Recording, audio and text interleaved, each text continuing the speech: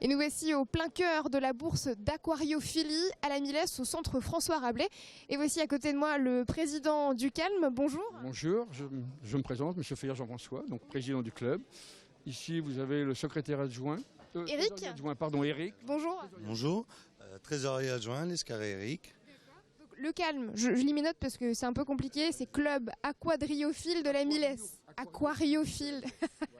Je vais finir par y arriver au bout de 12 minutes, ça devrait aller. Ça va le faire. Donc voilà, c'est notre première bourse qu'on fait tout seul cette année, mais on fête les 30 ans d'anniversaire du club de l'aquariophilie de la Millesse. Ah, 30 ans déjà? 30 ans qu'il existe, c'est M. Patier Jean-Yves qui l'a créé. On pensait qu'il allait venir aujourd'hui, mais il n'a pas pu se libérer. Mais ça ne nous empêche pas d'avoir réuni tout le monde et puis Pensez à lui. de penser à lui à ce moment-là, oui. Alors, il y a beaucoup de monde aujourd'hui. Vous me disiez juste avant qu'on commence, vous aviez à peu près doublé l'effectif des exposants. Voilà, on avait l'année dernière, je crois que c'est 24 personnes qui exposaient. Là, on est arrivé à 40 personnes. Donc ça fait énormément de monde. C'est une belle progression, hein, 50% de plus en un an. Oui, c'est vrai que ça fait énorme, mais je pense que les gens sont contents de tout ce qu'on a fait. Et on compte continuer comme ça. Et de faire encore mieux l'année prochaine si on le peut. Alors, pour les personnes qui ne connaissent pas vraiment ce que c'est que ce genre de bourse, bon, clairement, on voit beaucoup d'aquariums, on a un petit doute. Mais est-ce qu'il s'agit que de poissons ou on peut trouver d'autres choses? Alors, ici, vous avez tous les poissons. Donc, poissons, vous avez du cyclidés, après vous avez des poissons exotiques, vous avez des plantes avec. À côté, vous avez un aquarium d'eau de mer qui est là-bas, bleu, avec des coraux et tout. Il y a des coraux. Voilà. De l'autre côté, vous avez d'autres sortes d'animaux que là, je ne pourrais pas vous donner les noms parce que je ne les connais pas du tout. On va aller les voir au fur et à mesure. Vous venez avec nous, Eric? Là, on vend aussi bien du poisson que du matériel ou même d'occasion. Oui. Hein, pour aider les débutants, pour pas que ça coûte trop cher au niveau de l'investissement. Donc là, vous voyez, là on a du xipho, on a du poisson exotique là. Et à côté, vous allez voir, on a d'autres. Je vous suis. Alors là, c'est cette dame qui fait partie de chez nous, de notre club, qui vend. Charlotte. Charlotte, voilà. Bonjour Charlotte. Peux-tu nous expliquer ce que c'est comme Ce espèce? sont des axolotes, amphibiens d'eau froide, avec une amie qui est là et son mari m'ont fait, parce qu'on est quand même beaucoup en France à avoir des axos et je préfère parler aussi de ça, c'est qu'on fait pas n'importe quoi avec les animaux, donc on nous a fait une affiche pour expliquer. Parce que c'est bien beau d'acheter un poisson, mais il faut savoir aussi ce qu'on en fait derrière. Et comme les tortues fut à un moment qu'on en a jeté, c'est le même principe. Le problème qu'on a, c'est qu'il y a des gens qui les jettent dans les lacs. Donc on a préféré montrer l'axolote. Je donne des informations aux gens. Et je préfère qu'ils viennent une autre fois les acheter que comme ça. Après, c'est un amphibien, ça vit une quinzaine d'années. Ah oui, quand même. Ça grossit jusqu'à 35-40 cm. Donc là, ils sont vraiment... Ils ont 3 mois. ils sont bébés là. Ils ont 3 mois. Est-ce que vous avez des adultes? Non, peut-être pas. Non, on n'a pas pu parce que malheureusement, on a eu du mal cette année. On sera mieux l'année prochaine. On aura des adultes l'année prochaine et il y en aura disponibles au club. Ben, merci beaucoup Charlotte, à bientôt. Merci beaucoup, bonne journée. Merci à vous aussi. On continue nous, Jean-François? Nous continuons. Donc, Un des avantages du club, c'est quand même de pouvoir acheter les poissons, le matériel, mais surtout de bénéficier de conseils. parce que d'acheter des poissons c'est bien, mais il faut savoir comment les garder, comment pouvoir les nourrir. Voilà, il y a plein de choses à faire, mais parce que beaucoup de gens achètent des aquariums, juste un petit bocal rond, un poisson dedans, on leur met la nourriture, mais c'est tout. Mais au bout de 3 jours, 4 jours, ils sont morts. Donc là, par contre, on vous explique comment les préserver, comment faire de leur production, comment les nourrir. Les élever au mieux. Et chaque personne est spécialisée dans un domaine. Voilà. Monsieur, par exemple, il est spécialisé dans quoi? Bonjour monsieur. Bonjour. Vous êtes spécialisé dans quoi, vous? Ici, vous avez des xyphos, des guppies, des mollies. Oula, qu'est-ce que c'est que tout ça? Tout ça là. Tenez, prenez mon fils, il va vous expliquer ça. Votre fils? Le monsieur en bleu? Attendez-moi, j'arrive. Merci monsieur. Bonjour. Exposant, c'est quoi votre pronom? Jean-Marie. Jean-Marie, d'accord. Alors, est-ce que vous pourriez nous parler de vos petites bêtes? Oui, on avait des poissons rouges ce matin, mais bon, on a tout vendu. Tout vendu? Ou presque, il m'en reste 3-4 au-dessus là. Autrement, dans ce bac-là, on a beaucoup de xyphos et de mollies. À côté, nous avons, juste ici, des femelles guppies. Tout petit, hein? Ce ne sont que des jeunes de cette année. Là où se trouvent les deux messieurs, nous avons les mâles guppies, pareil, très jeunes. Et en fait, c'est vous qui les élevez chez vous? Voilà, on est particulier, élevés dans nos bacs. C'est votre métier, en fait? Pas du tout. Non? Pas du C'est tout. une passion, C'est plus une passion du dimanche. oui. Oui, ça nous permet aussi de racheter la nourriture derrière ou le matériel en cas de besoin. Tout simplement. Merci beaucoup, Mais je vous en à prie. bientôt. À bientôt, au revoir. En effet, il y a beaucoup d'espèces de poissons différentes. Là, par contre, on va vous présenter quelqu'un qui fait de la production au niveau des coraux et tout ça, donc en aquarium de mer, voilà. Donc ça, D'accord. C'est le petit monsieur. c'est le monsieur qui s'occupe de cet aquarium d'eau de mer. Bonjour monsieur. Quel est votre prénom? Cédric. Alors vous, votre spécialité, ce sont les coraux, quoi. Ouais, le récifal surtout. Est-ce que vous pourriez nous en parler un petit peu plus? Où est-ce que vous les trouvez? Comment vous les élevez? Alors ça va être l'élevage, c'est biosique, c'est de l'eau de mer chauffée. Donc on va en tourner entre 24 et 26 degrés. Après c'est des animaux. C'est pas une plante ou une algue comme beaucoup le disent. D'apparence, c'est vrai qu'on peut s'y méprendre. Voilà. Après donc il y a plusieurs variétés. Ça vient Indonésie, Caraïbes. C'est pas des coraux qu'on va trouver du côté de Marseille ou autre ou dans les Vendées, dans la marée. Donc non. Donc il faut un brassage, il faut un écumeur, il faut un éclairage adapté. Comme ce que l'on voit ici, en fait. Là il manque juste l'écumeur parce que pour une journée on n'a pas besoin. Mais non, après ça reste assez simple. Les gens ont peur beaucoup sur le récifal parce qu'on annonce souvent des sommes astronomiques. Donc non, loin de là, ça Quels sont les prix à peu près? ça dépend. Si on reste dans une gamme assez simple, on va trouver des gammes vraiment à pas cher. Donc on va tourner sur un 400 litres, on va tourner dans les 1000-1200 euros, tout équipé. Par exemple, ce que l'on voit sous nos yeux. Là en bouture, parce que ça c'est des boutures, c'est des coraux qu'on coupe, qu'on casse, donc d'un pied. Très technique, hein. Oui. Après c'est les noms qui commencent à être un peu plus compliqués, parce qu'il y a de l'Ophilia, du Colastrea, il y a de la Gorgone, il y a voilà, on arrive sur des noms qui commencent à poser, mais bon, avec le temps on s'y fait à connaître les noms. J'imagine c'est un métier. Qu'est-ce que ça mange, les coraux, comme ça?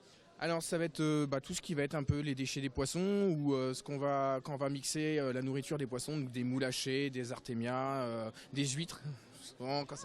Pour Noël, on peut partager avec ses coraux, quoi. C'est ça, c'est souvent ça. Il y en a qui hallucinent des huîtres, oui, on mixe des huîtres et on donne des huîtres Ce sont les échalotes, du coup. sans échalote. On met de l'ail par contre. On met de l'ail, ouais, pour les poissons, souvent ça les aide à avoir une meilleure digestion. Merci pour tous ces conseils. À bientôt. Merci de Au revoir. C'est impressionnant parce que j'en ai vu un qui bougeait là. C'est fou. Très joli, hein. C'est vraiment beau. Puis, C'est très beau. quand on voit les couleurs qui commencent à sortir et tout, c'est vraiment beau. Quand on voit le vert et tout ça, c'est vraiment que c'est beau. Après, vous avez d'autres spécialités qui sont pas derrière. Alors là, vous avez du poisson, c'est du comment celui-là? Cyclidés du lac Malawi. Le lac Malawi, voilà. Alors vous voyez, il y en a... Comment vous faites en fait pour réunir autant de poissons comme ça? Comment ça, dans les bacs? Oui, par exemple, les personnes qui ont ces poissons, où est-ce qu'ils les trouvent? C'est la reproduction, ils ont un couple et après ils ont des petits, donc c'est des souches. Et après ils reproduisent et ils les font grandir et ils font des bourses pour les revendre après à d'autres personnes. Voilà. Est-ce que les personnes entre elles vont échanger aussi parfois les poissons? Oui, voilà, parce qu'ils communiquent entre eux. Alors souvent il y a des échanges. Il y a souvent des échanges entre exposants pour renouveler la souche. Et après, il y a la vente aussi. Il y a de la vente, il y a de l'échange, du conseil. Et après ils font des échanges de souches. Par contre, il y en a un parce qu'on ne peut pas faire un croisement entre une portée qu'il y a eu avant et une autre, parce que c'est un mélange sanguin. Donc après, on prend d'autres portées d'autres personnes pour essayer de garder une souche saine. Donc après, On continue? voilà, on continue. Alors, là, vous avez aussi de la reproduction en petits guppies. Voilà. Donc là, ils vont vous expliquer leur façon de faire. Je vais aller derrière, ce sera Allez, plus simple. pardon. Pardon. Je rentre chez vous, je me permets. Bonjour messieurs. Bonjour. Votre prénom? Pierre. Pierre. C'était pas marqué parce que parfois sur vos badges c'est marqué. Et là non, monsieur, votre prénom? Marcel. Marcel. Alors expliquez-moi comment vous faites pour la reproduction. Alors, on a des espèces ici qui sont assez faciles à produire. C'est du ovovivipare, donc c'est tout ce qui est guppy. On a des onleurs. C'est des poissons où le mâle va directement fertiliser les œufs de la femelle à l'intérieur et par un podipode. Et après, la femelle va directement relâcher des alevins qui vont être entièrement autonomes à la naissance. Donc c'est quand même des poissons un peu faciles à reproduire. plutôt pour des débutants, on va dire. Et elle Voilà. vous vient d'où cette passion à vous? Alors moi, par loisir au départ, j'ai vu des aquariums quand j'étais petit, ça m'a toujours plu. Et mon premier aquarium doit avoir à peu près maintenant quasiment 20 ans. Ah, quand même. Voilà. C'est une passion qui vous demande beaucoup de temps. Alors, selon ma femme, beaucoup. Elle est là, votre femme? Elle n'est pas là. J'aurais demandé son avis. Oui, ça aurait été ça. Sinon, à peu près par jour, un quart d'heure, 20 minutes, le temps de nourrir. Ça va. Ça se passe, ça se va.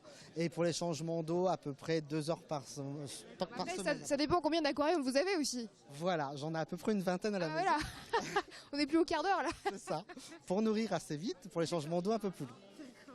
Eh ben, merci beaucoup. rien. À bientôt, bon dimanche. Pardon. On continue par là? Ouais? Et je devais parler à Didier aussi. Il est où, Didier? Ah, il est là, Didier. Bonjour. Vous venez avec moi?